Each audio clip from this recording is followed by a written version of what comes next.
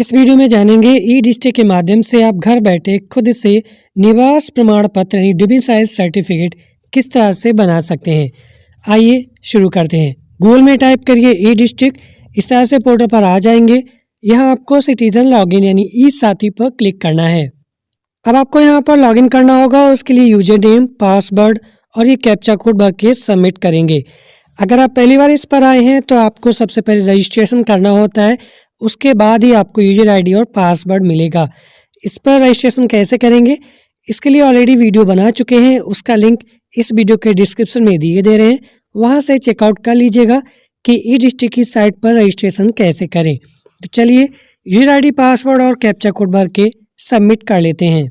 इस तरह से यहाँ पर आपके प्रोफाइल का डैशबोर्ड ओपन हो जाएगा। अब आपको प्रमाण पत्र बनाने के लिए यहाँ पर देखेंगे आवेदन पत्र, प्रमाण पत्र, सेवा, इसमें बहुत सारे मिल जाएंगे। जाति प्रमाण पत्र हिंदी, जाति प्रमाण पत्र अंग्रेजी, आय प्रमाण पत्र, निवास प्रमाण पत्र, बहुत सारे हैं। यहाँ पर हम आपको बताने वाले हैं निवास प्रमाण पत्र यानी डोमिसाइल सर्टिफिकेट। तो इस पर क्लिक करेंगे। अब निवास प्रमाण पत्र बनाने हेतु तो आवेदन पत्र का प्रारूप ओपन हो जाएगा, इसे आपको भरना होता है। अगर आप ग्रामीण क्षेत्र से बिलोंग करते हैं तो इस पर ही टिक रहने देंगे।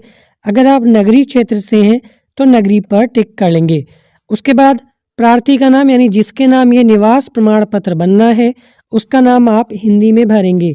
उसके बाद उसी का नाम अंग्रेजी के कैपिटल लेटर्स में भरेंगे। अब आता है पिता या पति या संरक्षक का नाम। यहाँ पर देखेंगे कोई भी मैरिड लड़का है या अनमैरिड लड़का है या अनमैरिड गर्ल है तो उसके लिए यहाँ पर पिता का नाम ही सिलेक्ट होगा। अगर कोई मैरिड वुमेन है तो उसके लिए पति का नाम यहाँ सिलेक्ट करके पति का नाम भरें, और जिसके माता पिता नहीं है उसके यहाँ पर गार्जियन यानी संरक्षक का नाम टिक करके भरा जाएगा। फिलहाल आपका जो केस हो यहाँ पर भर लीजिएगा। उनका नाम यहाँ हिंदी में भी भर सकते हैं और अंग्रेजी के बड़े अक्षरों में भी भर सकते हैं। उसके बाद माता का नाम भरना है और यहाँ जन्मतिथि भरना है। और यहाँ जन्मतिथि के लिए जैसे क्लिक करते हैं तो यहाँ कैलेंडर ओपन हो जाता है। यहाँ से अपनी जन्मतिथि सिलेक्ट कर लें, इस पर बारी बारी से क्लिक करके मंथ और ये इस तरह से सिलेक्ट कर सकते हैं, और जो भी डेट हो उस पर क्लिक कर देंगे तो आपकी जन्मतिथि भर जाएगी। उसके बाद जन्म का स्थान, आपका जन्म कहाँ हुआ था, आपका विलेज या फिर टाउन जहाँ भी हुआ हो उसका नाम भरेंगे। और आपको यहाँ पता भरना होता है, मकान नंबर। यहाँ पर मकान नंबर अगर नहीं है तो NA कैपिटल लेटर्स में NA लिख दें। उसके बाद मोहल्ला या पोस्ट आपका जो भी हो वो भरें। यहाँ पर आपका जनपद ऑलरेडी आ रहा होगा क्योंकि जब आपने रजिस्ट्रेशन किया होगा तब आपसे आपका जनपद मांगा गया होगा। उसके बाद तहसील चुनेंगे, फिर आपका थाना, और यहाँ से ग्राम चुने पर क्लिक करेंगे, आपके गांव की लिस्ट आ जाएगी। अगर आप नगरीय क्षेत्र से हैं तो आपको गांव सेलेक्ट नहीं करना पड़ेगा, आपके जो भी नगर का नाम है वो यहाँ पर भर देंगे। अब यहाँ पर मोबाइल नंबर अपना भरेंगे। उसके बाद आता है निवास की अवधि, जिस जगह का आप निवास प्रमाण पत्र बनवाना चाहते हैं वहाँ आप कब से रह रहे हैं। जन्म से रह रहे हैं तो जन्म से ही क्लिक रहने दें। अगर 2-3 साल या 10 साल से रह रहे हैं तो वर्ष भरे पर क्लिक करेंगे और यहाँ पर वर्षों की संख्या भरेंगे। जैसे 10 साल से रह रहे हैं तो 10 लिख देंगे। ओके, इस तरह से जन्म से रह रहे हैं तो जन्म पर ही क्लिक रहने दें। उसके बाद अब आता है प्रमाण पत्र बनवाने की आवश्यकता, कि आप ये प्रमाण पत्र क्यों बनवाना चाहते हैं, क्यों ज़रूरी है। तो यहाँ पर आप लिख सकते हैं कॉलेज में एडमिशन हेतु लिख सकते हैं, अगर विद्यार्थी लिख सकते हैं सरकारी कार्यकाज हेतु। ठीक है, इस तरह से आप यहाँ मेंशन कर सकते हैं। उसके बाद क्या इससे पूर्व निवास प्रमाण पत्र जारी हुआ है, क्या इससे पहले आपने कभी निवास प्रमाण पत्र बनवाया है। तो यहाँ पर देखिए ऑप्शन आएंगे, हाँ तो हाँ करेंगे, अगर नहीं बनवाया है तो नहीं रहने देंगे, अगर पहली बार बनवा रहे हैं तो। अगर आपका पहले कभी निवास प्रमाण पत्र जारी हो चुका था तो इस पर क्लिक करेंगे और हाँ पर क्लिक करेंगे। अगर पहले प्रमाण पत्र जारी हुआ होगा तो उस प्रमाण पत्र की यहाँ पर संख्या भरेंगे। देखिए प्रमाण पत्र संख्या आ रहा है, वो यहाँ भर देंगे।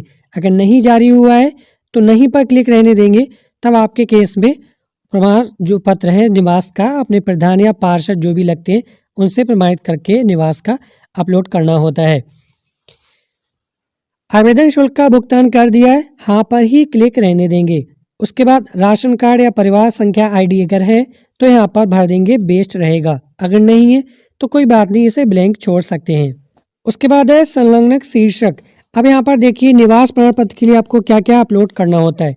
सबसे पहले तो यहाँ पर देखिए फोटो पर क्लिक करेंगे और यहाँ पर आपको अपनी एक पासपोर्ट साइज जेपीजी फॉर्मेट में ज़्यादा से ज़्यादा 50 केबी साइज की फ़ोटो अपलोड करनी होती है। उसका साइज 50 केबी से ज़्यादा ना हो, 40 या 45 के अंदर ही रखिएगा। ओके, उसके बाद आपको एक स्वप्रमाणित घोषणा पत्र भर के अपलोड करना होता है। ये क्या होता है, आपको कहाँ से मिलेगा, इस पर भी वीडियो बना हुआ है, वो बता देंगे, वहाँ से चेकआउट कर लीजिएगा। एक स्वप्रमाणित घोषणा पत्र होता है, आपको हमारे टेलीग्राम ग्रुप पर मिल जाएगा, वहाँ से इसे PDF में ले लीजिएगा। प्रिंट आउट निकलवा कर उसे आप जो भी डिटेल मांगेंगे भरिएगा, अपनी डेट डालिए, हस्ताक्षर करिए, नाम लिखिए। उसके बाद इसे सिलेक्ट करेंगे और उसको भी यहाँ पर अपलोड करेंगे। फोटो के अलावा सभी डॉक्यूमेंट्स का साइज 100 KB से ज़्यादा ना हो और JPG फॉर्मेट में होना चाहिए। ये 2 डॉक्यूमेंट हो गए। उसके बाद अब तीसरा आता है, अगर राशन कार्ड या बिजली का बिल है तो इसे सिलेक्ट कर लें, नहीं तो वोटर ID भी दे सकते हैं। ठीक है, तो उसका भी साइज 100 KB से ज़्यादा ना हो। उसके बाद अन्य पर क्लिक करेंगे। अन्य पर क्लिक करने के बाद यहाँ देखेंगे संलग्न शीर्षक भरें, ये वाला कॉलम और ओपन हो जाएगा। तब आपको यहाँ भरना है आधार कार्ड।